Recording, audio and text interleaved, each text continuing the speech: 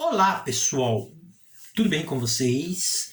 Nós vamos falar agora sobre um assunto que suscita bastante polêmica ao ser tratado, né? Algumas pessoas falam dele de forma apaixonada, como outras falam de uma forma a rejeitar aquilo que ali aconteceu, considerando aquilo um grande erro. Independente da forma como tal momento histórico for interpretado, ninguém poderá dizer que não foi um momento importante, mesmo que seja dentro de uma perspectiva de memória positiva ou numa perspectiva de memória negativa. Vamos falar um pouquinho sobre a Revolução Russa, né? É importante nós frisarmos que a Revolução Russa ela é contemporânea à Primeira Guerra Mundial. Não tem como desvencilhar uma da outra, ok?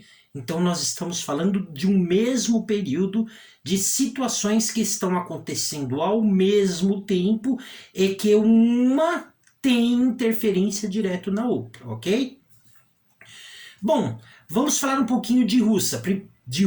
Primeira coisa, né, é importante nós sempre termos em mente de que a Rússia é um país que possui algumas características bastante interessantes, né? Primeiro no sentido da sua extensão, desculpa, tá, pela tosse. Primeiro no momento da sua extensão. É um país tão grande que ela se divide entre dois continentes. Uma parte da Rússia se encontra na Europa, outra parte da Rússia se encontra na Ásia, devido à extensão do seu território. Outra característica bastante peculiar é que ela está localizada bem ao norte, né, do globo, ou seja, está bem próxima do Polo Norte. Né? Nós sabemos que quanto mais ao extremo, mais gelado, mais frio. Quanto mais próximo, né, a faixa tropical, mais quente.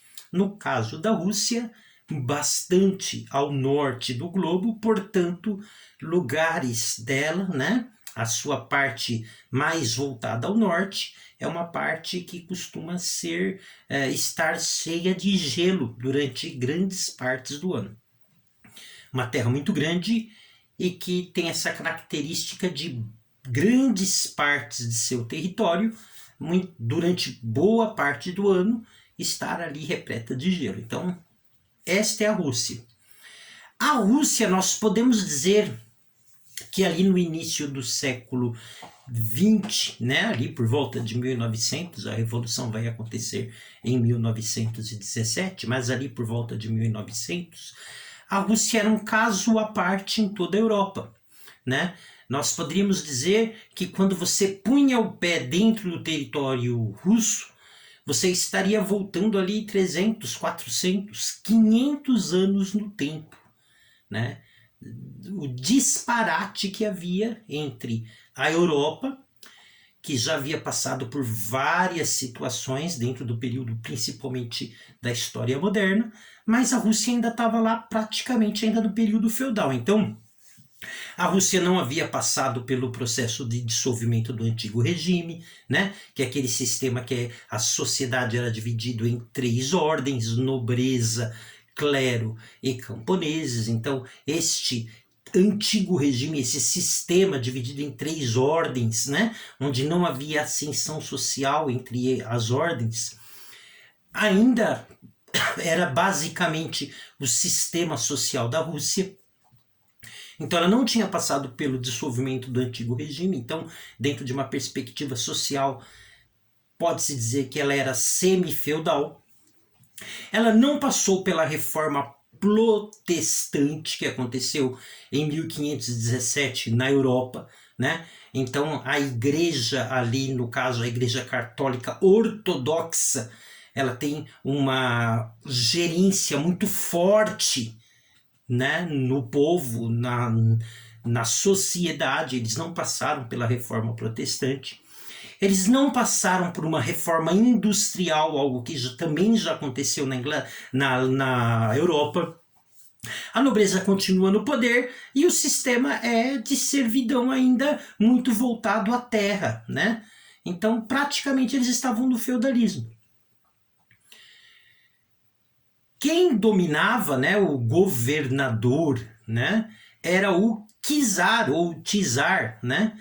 Mas eu prefiro dizer czar porque se você pegar o termo czar, escrever e colocar um E depois do C, fica César, né? Nos remetendo à lembrança do Império Romano, né? De César do Império Romano. E era essa a ideia, o czar era uma espécie de um César, né?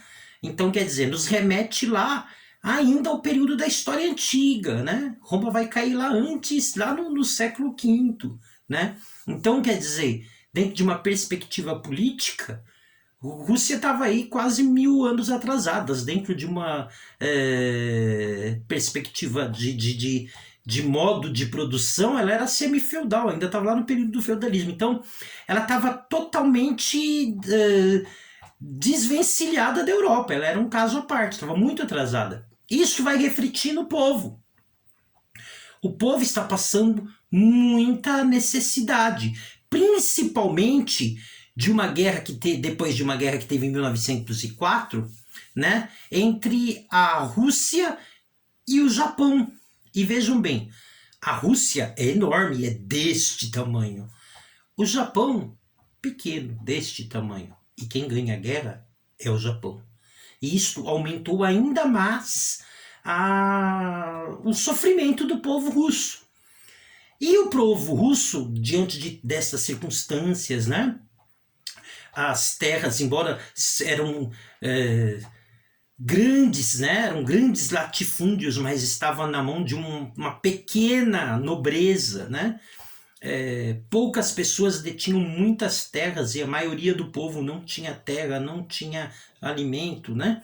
Então vai haver ali em 1905 um protesto pacífico, né? Que será chamado de Domingo Sangrento e também será chamado de o ensaio geral, né? O que acontece? A população que está insatisfeita, ela vai lá manifestar a sua insatisfação para o czar. Cerca de 5.000 pessoas, entre eles mulheres e crianças, vão lá demonstrar a sua insatisfação para o czar, pedindo mudanças na sociedade, né? Basicamente 3 coisas eles estavam requerendo, pedindo. Reforma agrária, ou seja, que aquelas terras, aqueles imensos latifúndios que pertenciam a poucos, pudesse ser distribuído para a população de uma forma que ela tivesse acesso à terra, a plantar e à alimentação. Queria uma tolerância religiosa, porque a igreja ortodoxa ela pegava pesado, né, na sociedade, então não havia liberdade religiosa alguma. E queria o surgimento de um parlamento, ou seja, que o povo tivesse uma representatividade perante o czar. Qual foi a resposta do czar? O czar colocou a cavalaria para cima do povo, cerca de 3.000 mortos, né? Por isso o nome deste período, né, deste evento, deu-se de Domingo Sangrento. Estas cenas, inclusive, fazem parte de um filme que talvez vocês encontrem aí, inclusive no YouTube, chamado Encouraçado Potemkin, né? Ou Potemkin. Se vocês digitar lá no YouTube, é capaz que vocês encontrem cenas ou até o filme. O filme foi gravado em 1905, ou seja, cenas em preto e branco, né? Com uma qualidade de vídeo bastante, né, para os nossos critérios atuais, bastante baixa, né? Foi gravado em 1905, então gravado há mais de 100 anos atrás, e são cenas originais, ou seja, gravadas mesmo durante o evento. Então quem tiver curiosidade vai lá. Então, Domingo Sangrento, cerca de 3.000 pessoas mortas. E é lógico que isto vai gerar uma maior insatisfação e uma maior cobrança junto ao czar. Dentro dessa perspectiva, o povo acaba ganhando pelo menos algo, né? Uma das exigências, uma das cobranças foram atendidas, que foi o surgimento do parlamento, né? Ou seja, vão surgir os sovietes, da onde vai vir o termo soviética depois, ok? Então, os sovietes surgem aqui. O que eram os sovietes? Os sovietes eram conselhos populares regionais. Então, cada região teria o seu soviete. Então, seria um grupo de pessoas que representavam aquela localidade que iriam discutir a respeito, né, das necessidades daquela região. Então, representatividades locais eram os sovietes, né? E passa a haver um parlamento onde esses sovietes terão uma representatividade junto ao governo. Pouca representatividade, mas até então não havia nenhuma. Então já era um avanço. Porém, diante de toda essa situação, de todo este atraso econômico russo, o czar ele se vê na necessidade de buscar algo que viesse fazer com que a Rússia ela evoluísse economicamente, ela saísse desse atraso aí, né, em que ela estava basicamente no semifeudalismo. E aonde que ela vai? Ela vai atrás da maior potência econômica da época, que era a Inglaterra, né? Inglaterra, França, eram enormes potências. A Alemanha tinha acabado de surgir também, em 1870. Já era uma potência também, tanto que vai depois causar a Primeira Guerra Mundial. Mas vamos lá. Então a Rússia vai lá na Inglaterra, vai bater na porta da Inglaterra e vai dizer, olha, nós gostaríamos muito que houvesse investimentos na nossa terra, nós temos uma terra enorme, nós temos mão de obra abundante, nós temos bastante recursos naturais, então vem aqui e investe, né? Dessa forma vai haver aí uma revolução industrial na Rússia, e a Rússia vai conseguir sair do semifeudalismo e ter uma evolução aí na perspectiva econômica. A Inglaterra aceita, né? Ok, nós investiremos com uma condição.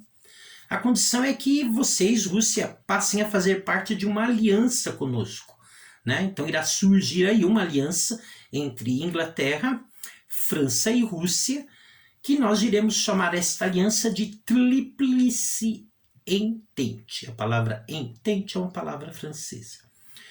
Por que que esta aliança ela ganha uma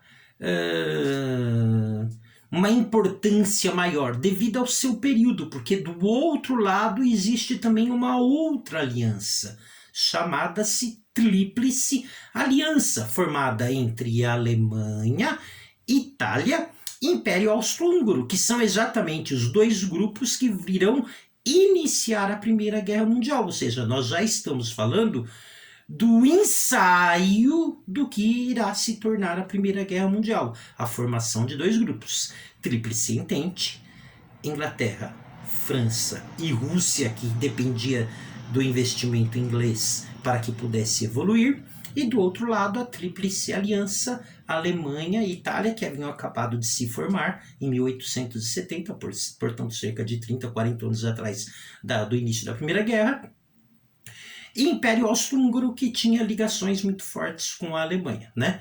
Então surgem esses dois grupos.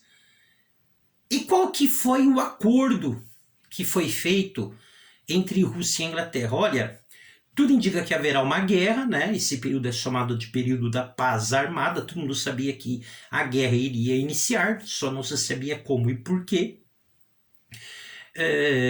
Então, vocês, Rússias, entram com a maior parte do contingente humano, né, com soldados, uma vez que vocês têm bastante, né, a região de vocês é muito grande, tem muito habitante, e nós aqui, Inglaterra e França, também vamos entrar com soldados, não haverá somente soldados russos, né, mas nós vamos entrar com a parte das armas, né, uma vez que tanto Inglaterra como França haviam investido bastante no mercado bélico, tinham bastante armas.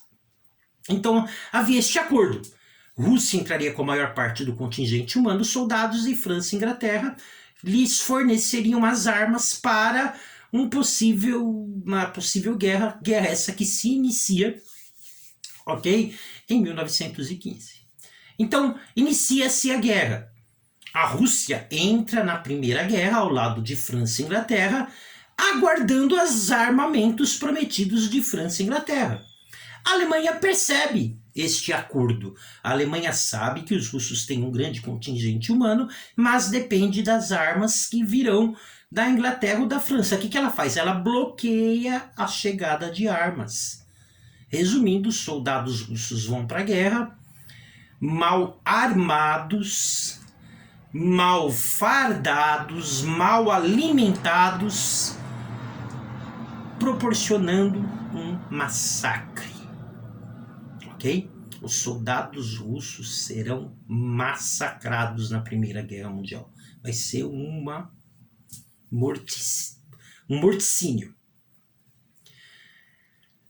Ou seja, a situação da Rússia que já era ruim, agora fica pior. Porque além de estarmos atrasados, ainda os nossos filhos, né, os russos estão sendo massacrados na guerra. A população começa a cobrar que a Rússia saia da guerra para que os soldados russos que estão sendo massacrados na guerra retornem. Então aumenta uma pressão sobre o czar. E o czar está num impasse.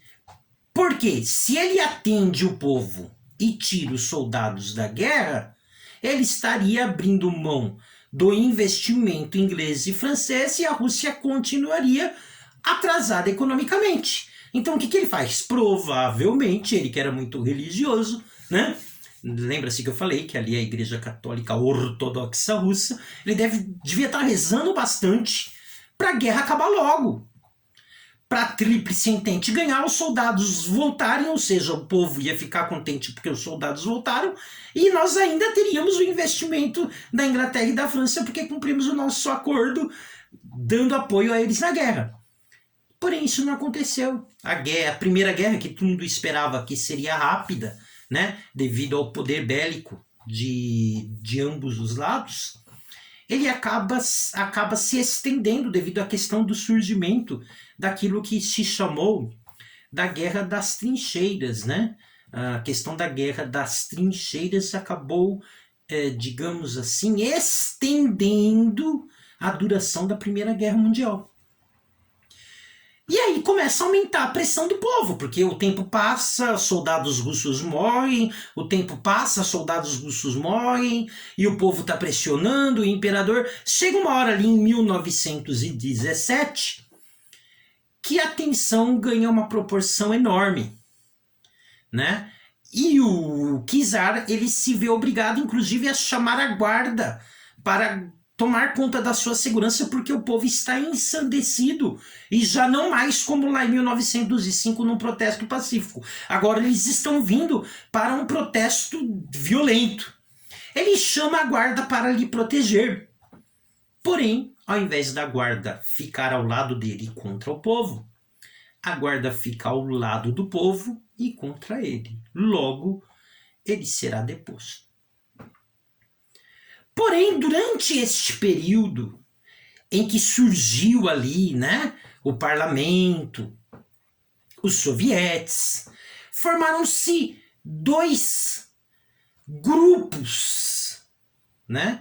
Dois grupos, podemos dizer, revolucionários na Rússia. Um que irá ser chamado de grupo menchevique ou os brancos. Eles queriam uma mudança, porém eles queriam uma mudança algo mais assim, suave, tá? Uma mudança mais progressiva, algo mais lento, né? Mais linear, sem grandes rupturas, sem grandes impactos, algo mais... mas uma mudança que fosse acontecendo de forma numa transição mais pacífica. Estes eram os mencheviques, os brancos. E existia um segundo grupo, que eram os bolcheviques, os vermelhos, que estes queriam uma mudança abrupta, uma mudança total e para já. Eles não queriam nada demorado, não queria nada assim, linear, não, é uma mudança já para agora, precisamos ir para cima agora, mudança é revolução total. Então, esses dois grupos tinham uma representatividade muito grande no parlamento. Quando chega em 1917, que o povo ali está muito ensandecido para tirar o czar, né? Devido ao fato deles não saírem da guerra, um dos motivos, né? Outro motivo que está passando fome. Vai haver a primeira fase da Revolução, ou a primeira Revolução, que ela é chamada de a Revolução Branca. Então, quem assume o poder em fevereiro de 1917 será os mencheviques, a Revolução Branca, e o czar ele é deposto. E quem vai assumir o poder são os mencheviques, Revolução Branca. Né? Era aqueles revolucionários mais um pouco mais, digamos assim, mais equilibrados. O czar é deposto, os mencheviques assumem o poder, porém eles vão cometer provavelmente um grande erro, né? Nós dizemos que é erro agora porque a gente já conhece a história. Na época talvez eles não considerassem. Qual foi o erro cometido pelos mencheviques, pelos brancos, né? Pelo Partido Branco? Eles não tiraram a Rússia da guerra. Então o povo queria a retirada instantânea da Rússia na guerra. Porém, os mencheviques, né, o Partido Branco, também entendiam que era necessário investimento financeiro tanto de Inglaterra e França. Talvez eles também estivessem visualizando que a guerra iria terminar logo, então também eles pensaram assim, olha, vamos ficar mais um tempo, vai que a guerra termina, e aí voltam os soldados e tem o investimento. Né? E nessa Revolução Branca, será dado uma dinastia, será solto, né, todos os presos políticos do czar, que o czar tinha preso. Então, haverá ali uma anistia para todos aqueles que haviam sido presos pelo czar, que eram considerados revolucionários, entre eles um líder que é Lenin. Então Lenin estava preso, com a Revolução Branca ele é liberto. Ele havia sido preso pelo czar por ser um oponente político. Com a Revolução Branca, quando o czar é deposto e os mencheviques assumem o poder, Lenin é liberto. E o discurso de Lenin é um discurso totalmente diferente da proposta dos brancos. O discurso de Lenin está voltado ali à perspectiva dos vermelhos. Revolução já, total, né?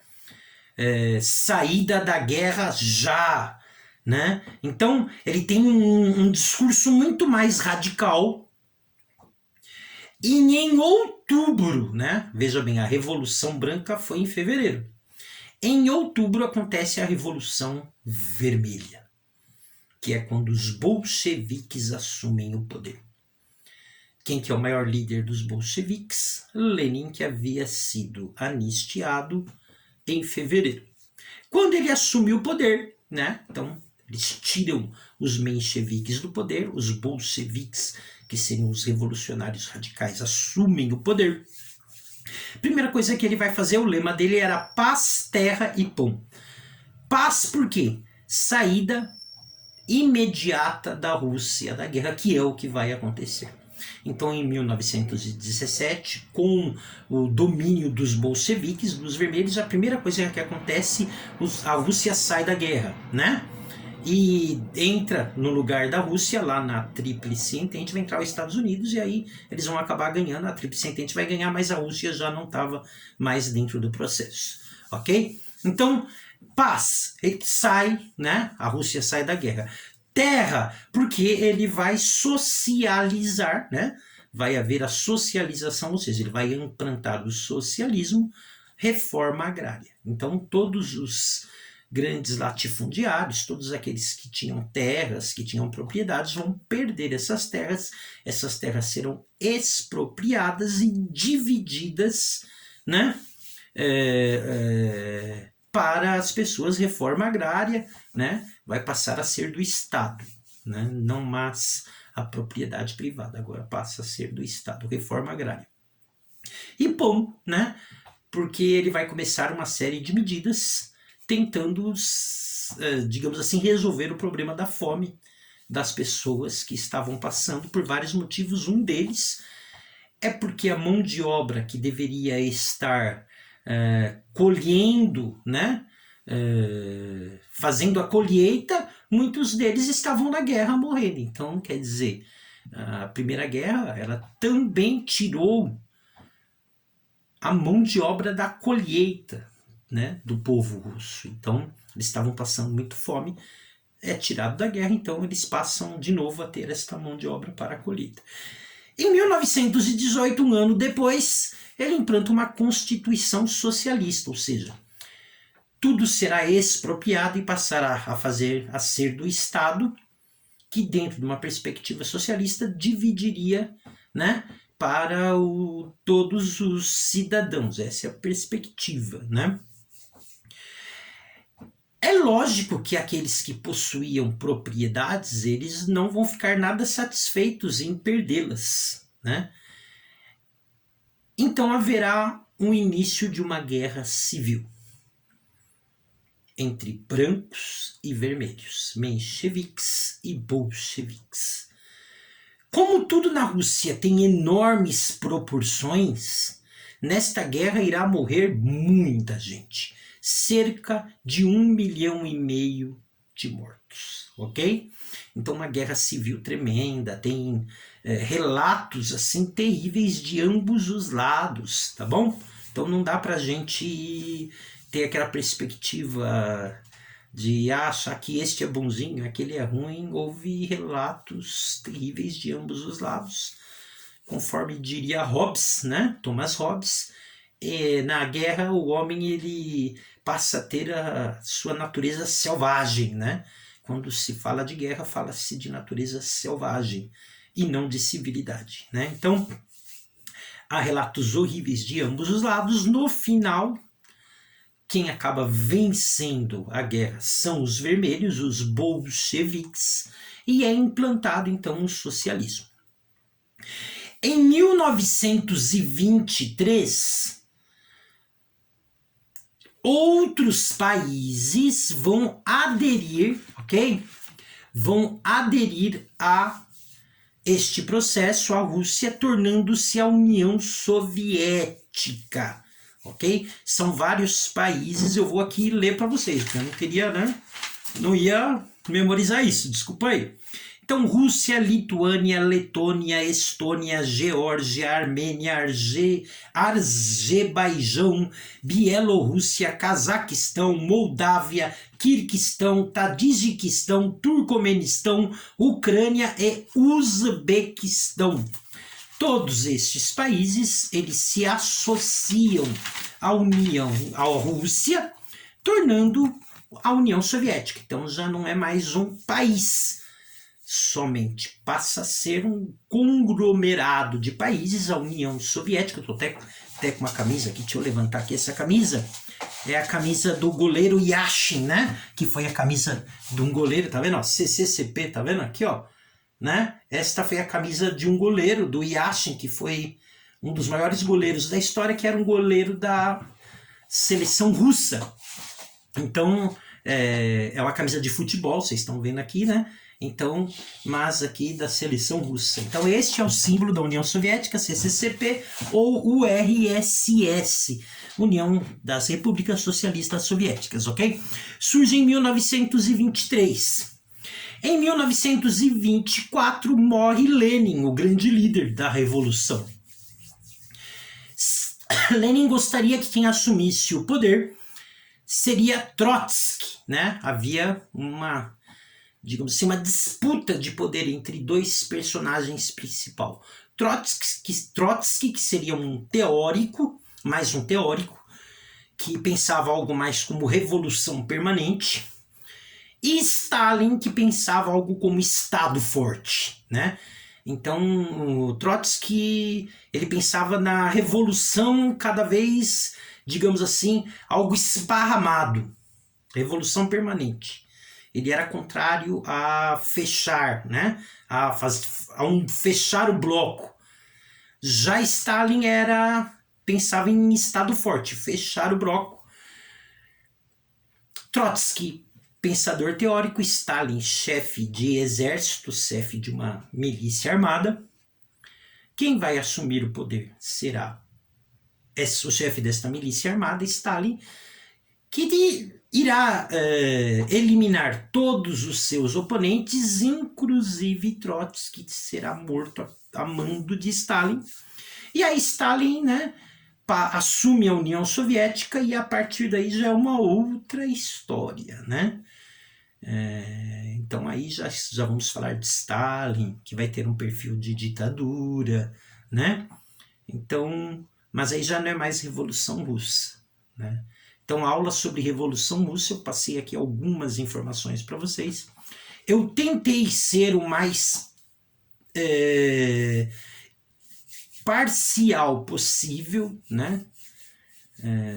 Ser o mais imparcial possível, né? Tentei, assim, passar o processo como ele foi, né?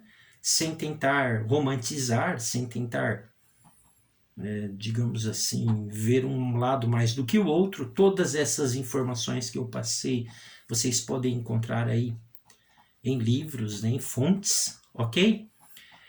Então, este processo é a Revolução Russa, que vai ser responsável pela primeira experiência socialista do mundo. É um tipo de socialismo, tá?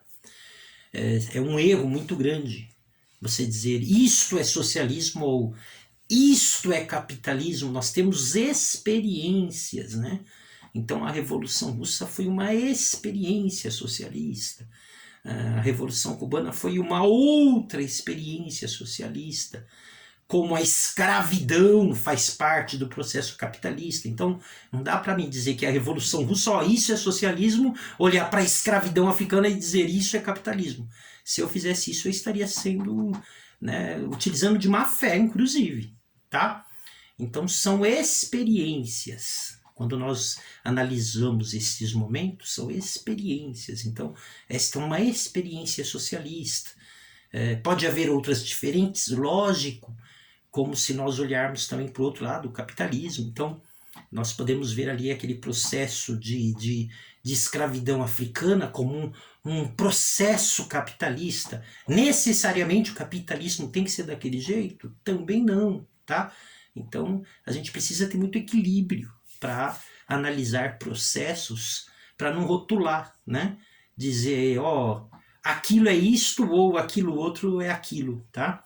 Então, a gente precisa ter muito cuidado sobre isso. São experiências, né? Precisamos separar as ideias, né, da forma como elas foram praticadas, né? Muitas vezes a ideia é boa, a forma como ela foi colocada é errada, né? Então nós precisamos ter esse equilíbrio para analisar essas coisas. Tá bom, pessoal? Espero que tenha sido aí uma aula que tenha servido para vocês tirarem aí algumas conclusões, né?